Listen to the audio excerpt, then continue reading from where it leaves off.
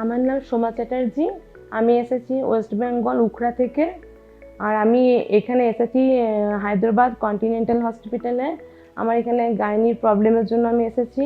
তো গাইনির ডক্টর মালতি ম্যামের কাছ থেকে আমি খুব ভালো ট্রিটমেন্ট পেয়েছি, খুব ভালো ব্যবহার মালতি ম্যামের। এমনকি এত সুন্দরভাবে বুঝিয়ে দিয়েছেন সব কিছু, আমার খুবই ভালো লেগেছে মালতি ম্যামকে।